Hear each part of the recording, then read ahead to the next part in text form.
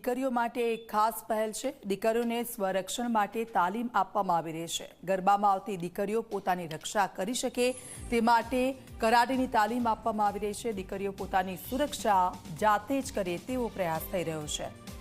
વડોદરાના આ દ્રશ્યો છે અને નવરાત્રિમાં દીકરીઓ પોતાની સ્વરક્ષા જાતે કરે તે માટે થઈને તે લોકોને તાલીમ આપવામાં આવી રહી છે અને એ પણ કરાટેની। દીકરીઓ માટેની આ ખાસ પહેલ આયોજકોની માતા પિતા પણ તેને બિરદાવી રહ્યા છે। દીકરીઓ પોતાનું સ્વરક્ષણ કરે તે માટે થઈને કરાટેની તાલીમ તે લોકોને આપવામાં આવી રહી છે।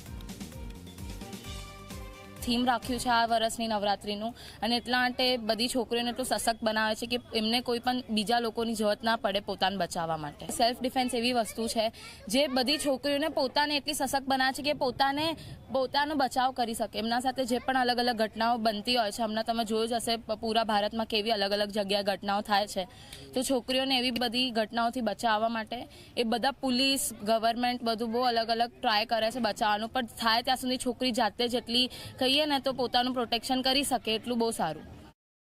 દેશમાં જે અરાજકતા થઈ રહી છે, મહિલાઓ પર અત્યાચાર થઈ રહ્યા છે, અત્યારે જે બંગાળની ઘટના થઈ, ખૂબ શર્મનાક ઘટના થઈ, તો એવી ઘટના ના બને એટલે આપણી બહેનો સશક્ત બને તો રાષ્ટ્ર સશક્ત બને।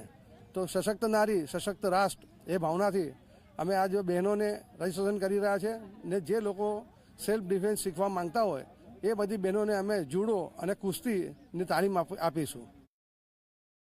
આસો સુદ નવરાત્રિનું દેશભરમાં આજથી પ્રારંભ થઈ ગયું છે, ત્યારે વડોદરા શહેરમાં સહારા ગ્રુપ દ્વારા એક અનોખું આયોજન જે છે તે કરવામાં આવ્યું છે। મહત્વની વાત છે કે દેશમાં અનેક મહિલાઓના જે કહી શકાય કે શોષણના મામલા જે છે સામે આવ્યા છે, ત્યારે તેને લઈને સહારા ગ્રુપ દ્વારા એક અનોખું આયોજન જે છે તે કરવામાં આવ્યું છે।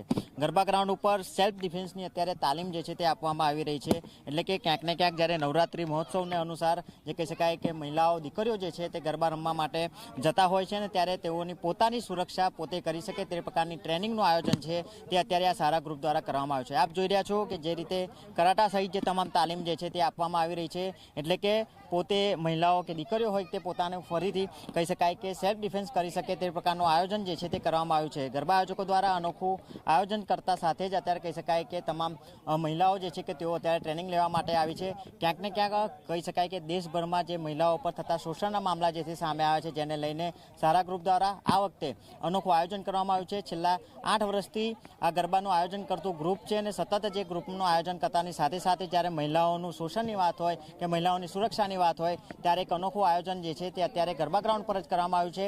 તમામ દીકરીઓ જે હોય છે તેઓને અત્યારે તાલીમ આપવામાં આવી રહી છે, પોતે સેલ્ફ ડિફેન્સ કરી શકે તે પ્રકારનું આયોજન જે છે તે અત્યારે સહારા ગ્રુપ દ્વારા કરવામાં આવ્યું છે। કેમેરામેન મનીષ મુકુંદ દવે સાથે જયંતિ સોલંકી, જી મીડિયા, વડોદરા।